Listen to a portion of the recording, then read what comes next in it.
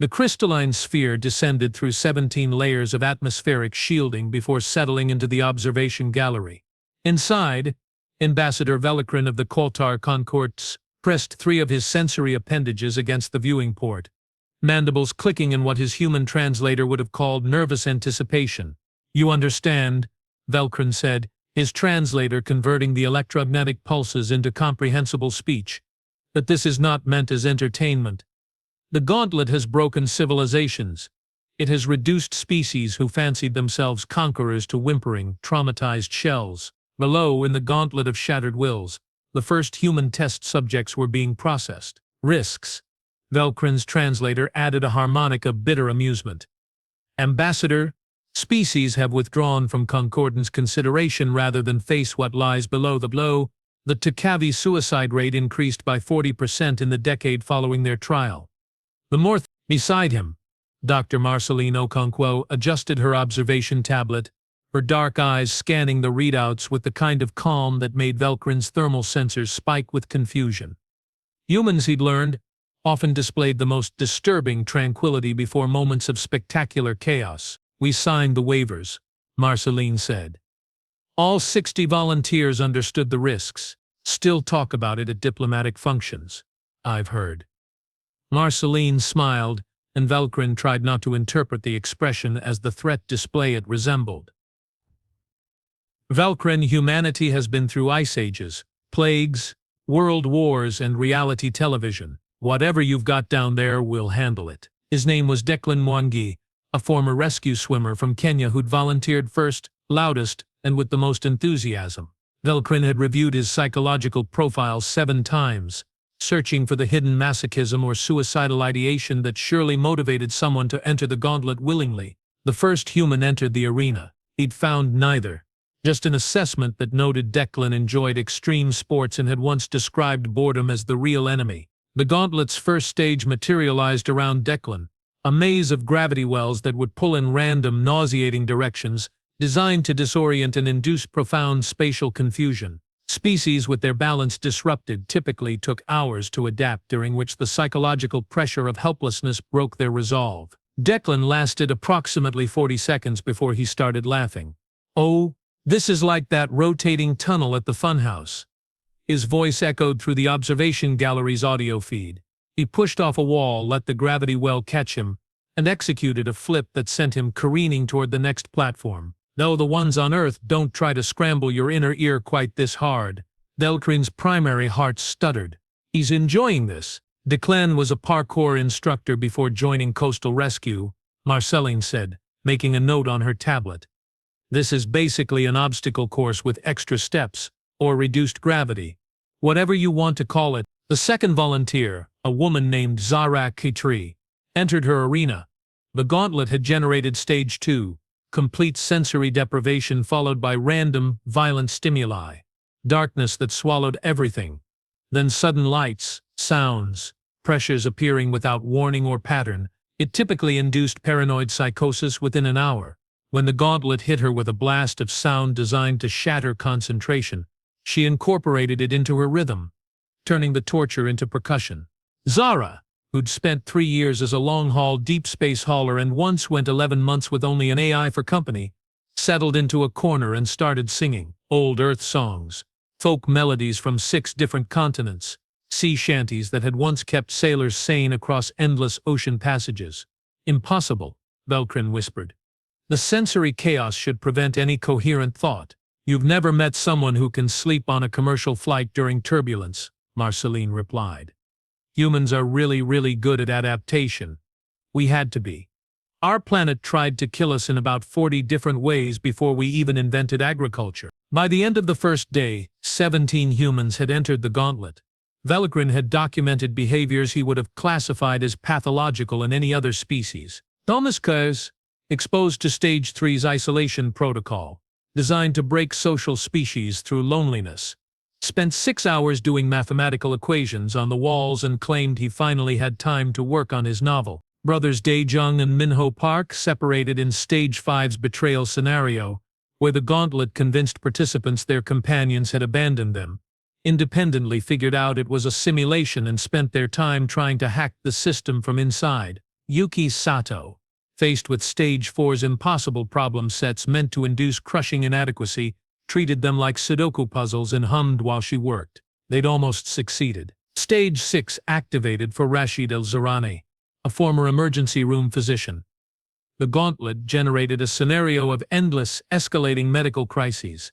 Patients dying, resources failing, impossible triage decisions. "Oh, it probably is," Marceline said.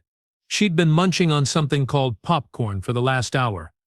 A human food that smelled faintly of burned organic compounds and seemed to be consumed primarily during observational activities. The problem is that what you think will break a human and what actually breaks a human are very different things. "This is not the expected response," Velkrin said, reviewing the data for the 19th time.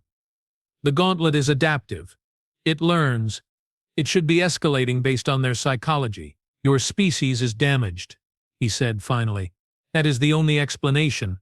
You have been traumatized so thoroughly that you no longer respond to trauma correctly." Rashid worked for 14 hours straight, saving every simulated patient he could, losing the ones he couldn't, and when the Gauntlet finally cycled down, he slumped against a wall and said, "That was actually less stressful than a Friday night shift in Lagos during flu season." Velkrin felt something crack in his understanding of xenopsychology.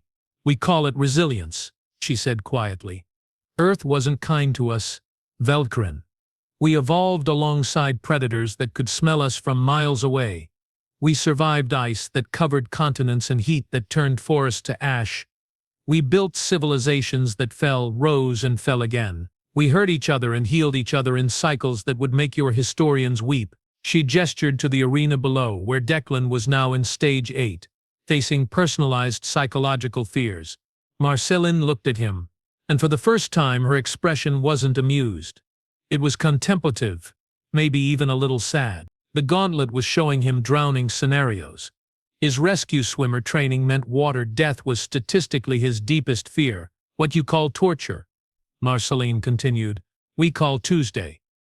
Not because we don't feel pain or fear, but because we learned a long time ago that the only way through hell is straightforward, preferably with jokes and maybe a song to pass the time." Declan was critiquing the wave physics. Most species experienced complete ego death. Stage 10 appeared to be breaking some kind of record. Candidate Nexeni Madikizela, an artist from Cape Town, faced the Gauntlet's masterpiece.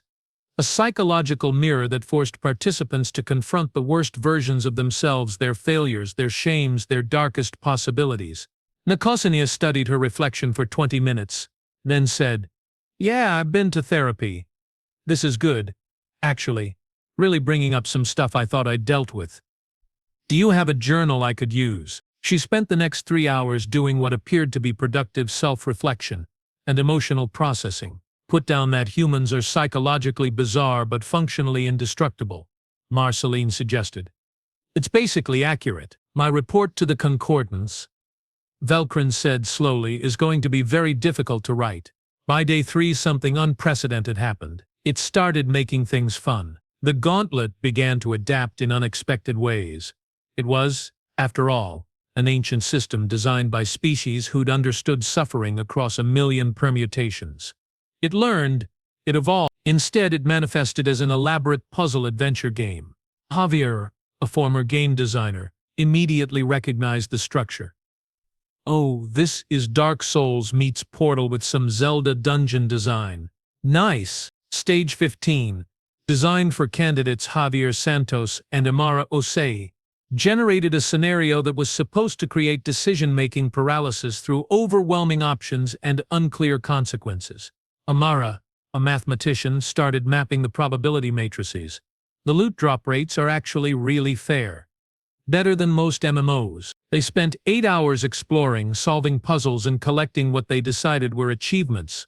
It's trying to break them by giving them what they want. Velakrin's translator crackled with static, electromagnetic equivalent of hysteria. It's trying to keep them engaged. Marceline corrected. The Gauntlet is realizing that boredom is actually more effective on humans than horror.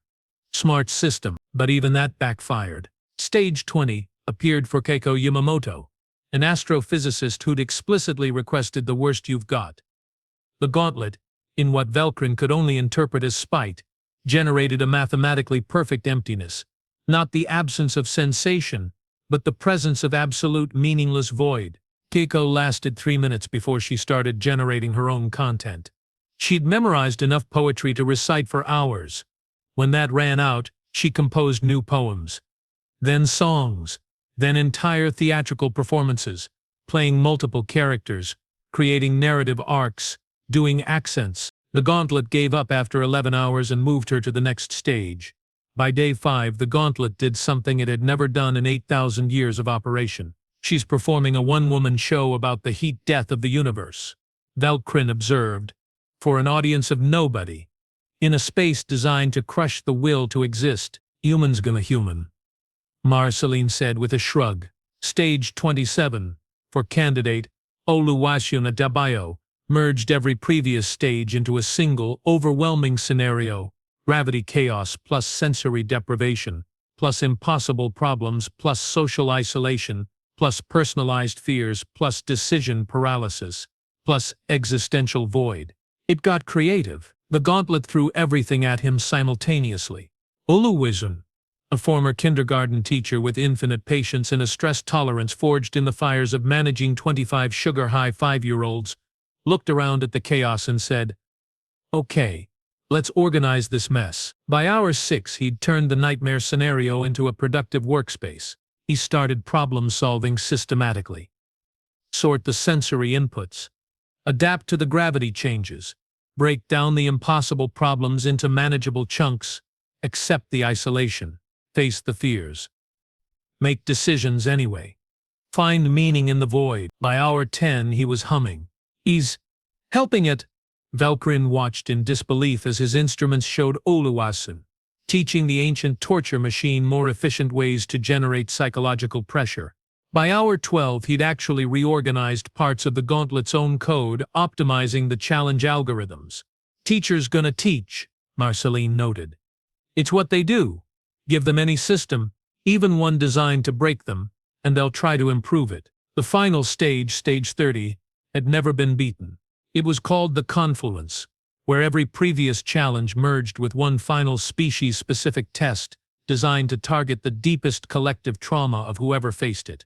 It generated the Great Silence. For humanity, the Gauntlet reached back through the uploaded cultural databases, through history and prehistory, through genetic memory and evolutionary psychology. Candidate Indira Chatterjee stood in a perfect recreation of the Fermi paradox made manifest, an endless cosmos filled with dead civilizations. Silent worlds, the crushing statistical probability that intelligence was doomed to destroy itself. Every star system held ruins. Every planet showed the scars of species that had risen and fallen. Humanity's deepest fear that they were alone, that they would always be alone. That consciousness itself was just a cosmic accident doomed to extinction. The scenario had broken 3 previous species into complete nihilistic collapse. Indira, a xenoarchaeologist who'd spent her career studying dead civilizations, walked through the ghost cities and extinct worlds for exactly 20 minutes before she started taking notes. She spent the next 16 hours documenting everything, creating a comprehensive academic paper on the civilizational collapse patterns, identifying teachable moments, noting what had failed and why. When the Gauntlet finally shut down, she emerged with what would later be published as 97 Ways Sapience Ends, and Why Humanity Will Choose Number 98. This is incredible, she breathed. The detail, the cultural artifacts. Do you know how much we could learn from this data? I don't understand your species, he admitted. The paper became a bestseller across the concordance. Valkyrin found Marceline at the observation deck on the 7th day. All 60 humans had completed the Gauntlet. Not one had broken. Several had asked to go again. That's okay, Marceline smiled. The real version this time, without the edge. We don't fully understand ourselves. But here's the thing, Valkyrin. We've been broken before. Individually, collectively, across all of history. We faced genuine nightmares, genocides, plagues, disasters, the darkness inside ourselves. What you need to understand is that we learn to put ourselves back together. Every time we learn to find joy in dark places, to make games out of suffering, to sing in the silence, not because we're undamaged, but because being broken taught us how to heal stronger. She pointed to where Declan was explaining parkour techniques to a group of fascinated Kortar scientists. I'm recommending immediate acceptance. He paused. Also that we shut down the Gauntlet permanently. The Gauntlet is meant to test worthiness for Concordance membership, Velcrin said. To prove a species can handle the psychological pressures of galactic civilization. And why? Marceline's grin widened. Oh, you're going to hate what we do with bureaucracy. Velcrin's translator managed to sound like a rueful laugh. Because in 2 weeks your species has turned our most feared trial into a tourist attraction. Declan is already organizing commercial expeditions. 3 of your volunteers are designing a home version, and Keiko has submitted a proposal to use it as a theatrical performance space. 6 months after humanity's acceptance into the Concordance, Velcrin stood in what used to be the Gauntlet Observation Gallery and tried not to experience what humans called a migraine. The former trial chamber had been transformed into something called an Extreme Experience Resort and Therapeutic Retreat Center. Multi-species. Currently a group of Takai, the same species who'd suffered that 40% suicide rate increase, were preparing to enter Stage 4 under the supervision of human guides. They'd paid substantial credits for the privilege. One of the Taikavi, a merchant named Kixtal, clicked their beak nervously. But the isolation, my people cannot bear. Remember, said Guide Zira Katri, the woman who'd sung through sensory deprivation. The Gauntlet isn't your enemy. It's just showing you what fear looks like. And once you see it clearly, you can decide whether to let it control you. You can bear it, Zara said gently. You just haven't learned how yet. That's what we're here to teach.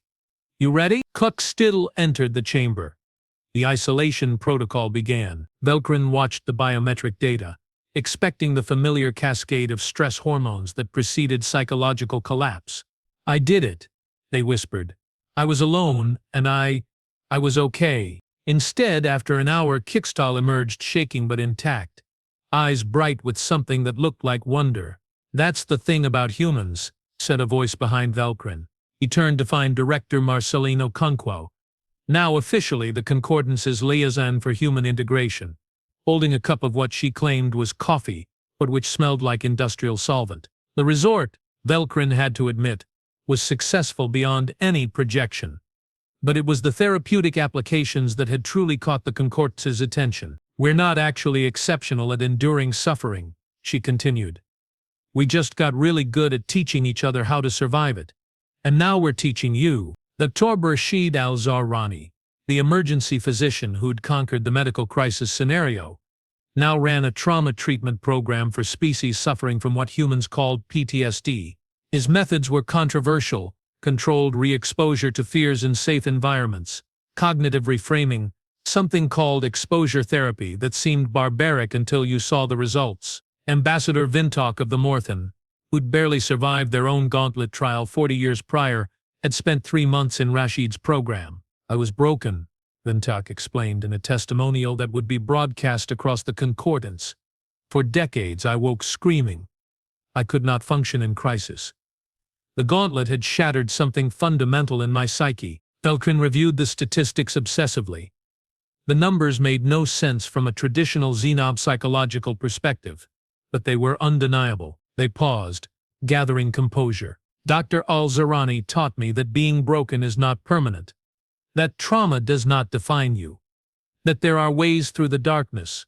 Veninutok's translator emphasized the next words carefully. He taught me human stubbornness, and it saved my life. 17 species had reported improvements in crisis response capabilities. Morthine productivity had increased as their traumatized population found treatment. Tikavi suicide rates had dropped by 60% in regions with human therapeutic intervention. The Gauntlet, once feared, now had a 3-year waiting list. And most disturbing of all, the humans weren't done adapting it. You're turning Stage 15 into what? Velcrin asked, reviewing the latest proposal. Javier Santos, the game designer, grinned. A competitive multiplayer experience. Teams of mixed species working through the challenges together.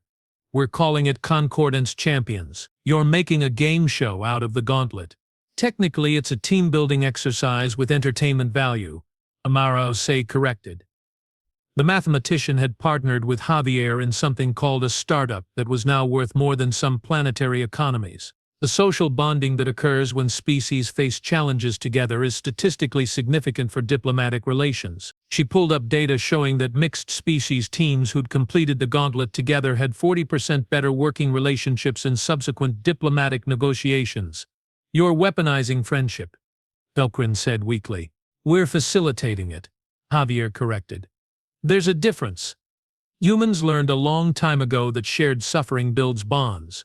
Military units, disaster survivors, anyone who's been through hell together, they form connections that last lifetimes." Velkrin pulled up the footage from the latest session.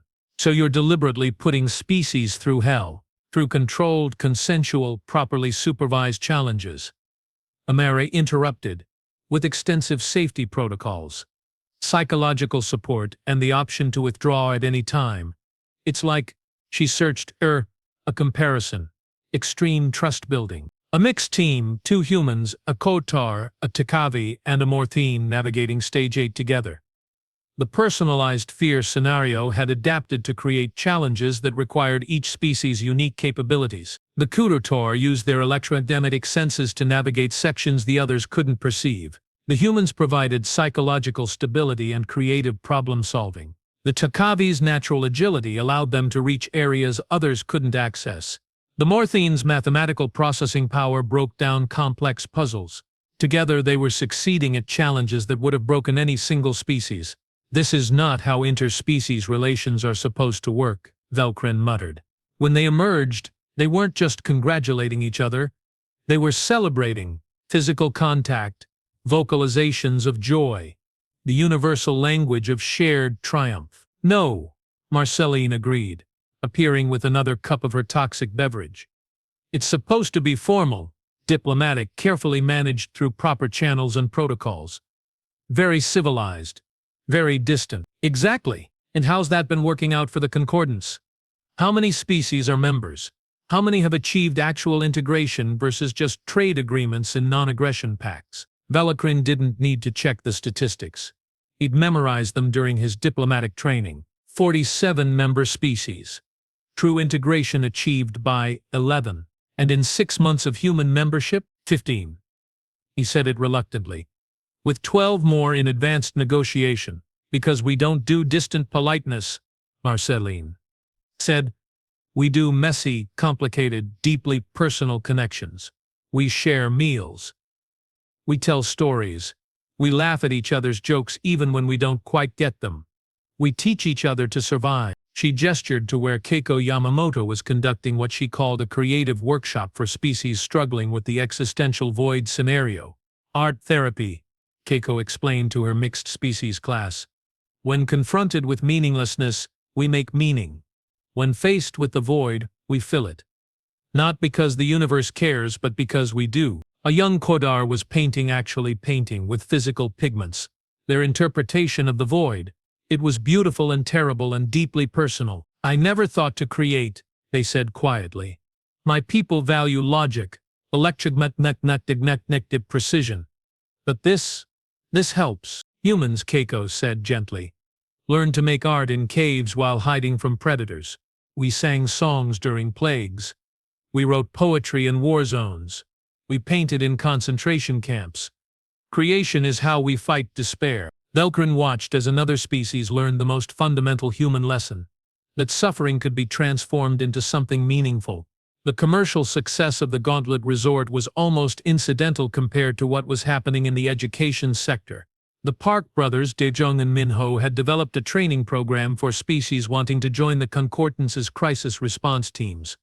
Using modified Gauntlet scenarios, they taught rapid adaptation, stress management, and collaborative problem-solving. Their first graduating class included representatives from 23 species.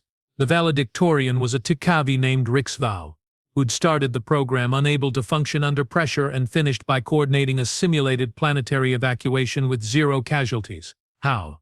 Velkrin asked Daejong. After the ceremony. "We taught him Korean stubbornness," Daejong said with a straight face. "And Polish resilience," Minho added. "And Kenyan optimism," contributed Declan, who'd wandered over with what appeared to be fermented grain beverage. And Indian patience, said Indira. In Brazilian joy, added someone Velkrin didn't recognize. And I understand, Velkrin interrupted.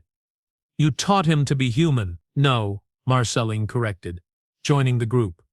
We taught him that what humans call resilience isn't unique to humanity. It's what happens when any species decides that survival isn't enough, that thriving, growing, finding joy even in darkness is possible. We just had a head start because Earth was a terrible teacher. She raised her cup in what humans called a toast. To Earth, the cruel mother who made us sauce enough to help others become strong too. The group echoed the toast in various languages and electromagnetic frequencies. Velkrin, feeling reckless, tried a sip of the fermented beverage. It tasted like regret and poor decisions. Good, right? Declan grinned. It's horrible. Yeah, but you'll build tolerance. That's very human of you. The real controversy came when Oluwaseun Adebayo submitted his proposal to the Concordance Council, a galactic mental health initiative. Velkrin read aloud. Free therapeutic services for all species, training programs for interspecies counselors, standardized treatment protocols adapted for different psychologies, public education campaigns to reduce stigma around psychological treatment. And you want the Concordance to fund this? We want the Concordance to prioritize it, Oluwaseun corrected. The former kindergarten teacher had the same infinite patience when dealing with skeptical diplomats as he had with 5-year-olds. Mental health is infrastructure. You wouldn't question funding physical health care or defensive systems. Why question this? Because the cost is less than you spend on military readiness in sectors that haven't seen conflict in 3 centuries. Oluwaseun said mildly. I've done the math.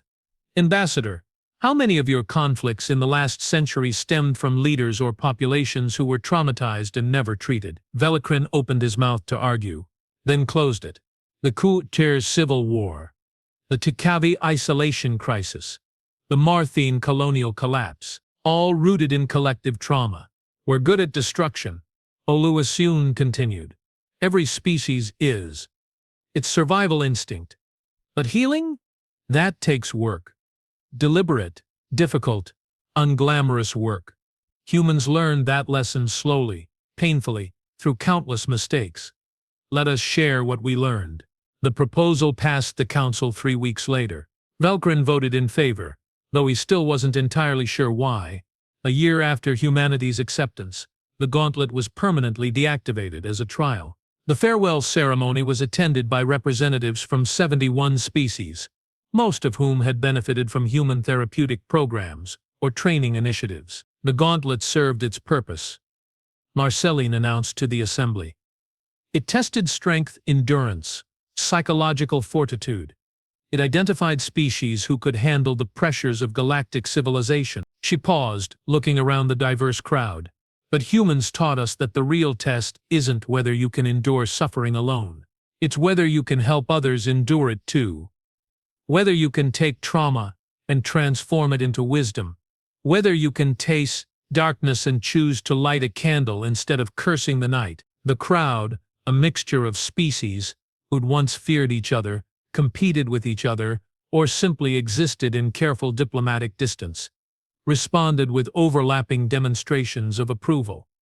Chirps, electromagnetic pulses, vocalizations, physical gestures. A chorus of agreement from beings who'd learned to communicate not just through translators but through shared experience. Therefore, Marceline continued, we're not closing the Gauntlet. We're transforming it. It becomes today the Galactic Center for Crisis Resilience and Interspecies Cooperation. A place where species learn not just to survive challenges, but to overcome them together. Velkrin watched as the ancient torture machine, the device that had broken civilizations, was rededicated as an instrument of healing. Only humans, he thought. Only humans could take something designed for pain and turn it into hope. Later, at the reception, Velkrin found himself in a corner with Marceline and several other human coordinators. I've been compiling data, he told them. Psychological profiles, success metrics, therapeutic outcomes. Trying to understand what makes your approach work. And? Thomas Kowalski asked. The man who'd spent isolation working on his novel now ran the most successful mindfulness training program in the Concordance. You're all deeply damaged, Velkrin said bluntly. Every human I've profiled carries trauma. Personal losses, cultural wounds, evolutionary scars. You're not resilient despite damage. You're functional because of it. That's dark, Yuki Sato commented. She'd turned impossible problem-solving into a consulting empire, but not inaccurate. Nkozanya Batizala added. The artist had become the Concordance's most sought-after therapist. Velkrin, humans don't claim to be undamaged. We claim to be survivors who learned from our survival. Tinsukure, said Keiko. The Japanese art of repairing broken pottery with gold. The idea that something broken and repaired is more beautiful, more valuable than something that was never damaged. We're all kinsakuroi, Indira said quietly. Broken and repaired. Carrying our scars like golden seams. And maybe that's what the galaxy needed. Not another pristine, undamaged species, but one that knew how to mend things, including ourselves. Velkrin considered this. There's a Kotor philosophical concept, he said slowly. Viknato. It roughly translates to the wisdom that comes only through suffering. We considered it abstract, theoretical. We made it practical, Rashid said. Because we had to. Earth didn't give us the luxury of abstract philosophy. Your planet traumatized you into becoming galactic therapists. Velkrin observed. Earth's a tough mom, Declan agreed cheerfully. But she raised survivors. 3 years into humanity's membership, Velkrin was promoted to Director of Interspecies Integration. His first official act was approving the expansion of human therapeutic programs to all Concordance territories. His second was requesting to enroll in Rashid's trauma treatment program. I survived the bureaucratic wars, he explained during intake. 3 centuries of diplomatic service. I watched species rise and fall.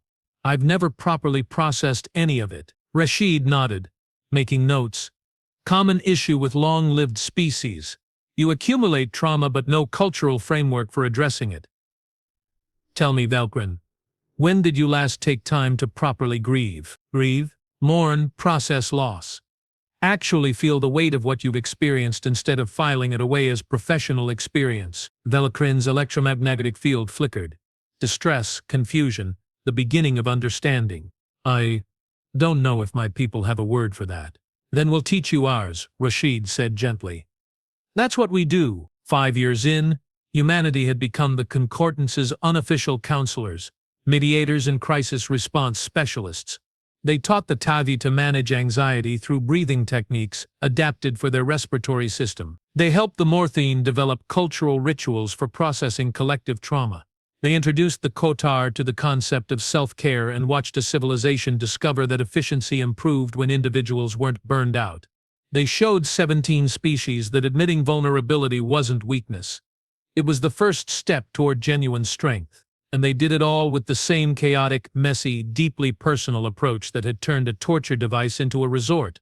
Velkrin, 10 years into humanity's membership and 5 years into his own therapy, stood at the Galactic Center and watched a mixed species group complete a modified gauntlet challenge. They emerged laughing, supporting each other, already planning to tackle a harder difficulty next month. Still think we're damaged? Marceline asked, joining him. She was older now, gray threading through her hair, but her eyes held the same sharp intelligence. No, Velkrin said. I think you're what the rest of us needed to become. You showed us that surviving isn't enough, that healing is possible. That communities can be built on shared struggle instead of polite distance. He paused, then added, I think you're the Kinsokuroi species, broken and repaired and more beautiful for it. And you're teaching the rest of us the art of golden seams. Marceline smiled, the real smile, without edges. Then our work here is done. Except for the next 1,000 years of follow-up maintenance, training, expansion, and probably several completely unexpected crises we'll have to improvise our way through. Very human of you, Velkrin observed. That's the highest compliment we know how to give, Marceline replied. Inside the center, a new group was beginning their journey. 15 species who'd never faced real adversity, about to learn what it meant to struggle, fail, and rise again. Their human guides, each carrying their own golden seams, waited to show them the way. The trial that was meant to break them had become the foundation for something unprecedented in galactic history. True unity, forged not through diplomatic treaties but through shared survival, mutual support, and the very human belief that no one should face the darkness alone. Velkrin, Marceline said as they watched the new group enter the challenge arena. Want to know the real secret? Always. We didn't turn your trial into recreation because we're crazy or damaged or uniquely resilient. We did it because that's how humans work. Give us a challenge, and we'll find a way to not just overcome it but to dance while doing it. Give us suffering, and we'll forge community. Give us darkness, and we'll throw a party with glow sticks. She grinned, because at the end of the day humans learned one essential truth that we're now teaching the galaxy. Survival is mandatory, but thriving is optional. And we always choose to thrive. In the arena below, a young coder tar was learning to laugh while upside down in a gravity well. A Morthine was discovering they could sing, even in isolation. A Takavi was choosing courage over fear. And humanity, as always, was there to catch them if they fell, dust them off and say not bad. Want to try that again? The trial was meant to break them. Instead, they'd turned it into something better. A place where species learned that breaking isn't the end of the story, it's just the beginning of a better one. And all across the concordance, golden seams gleamed in the starlight.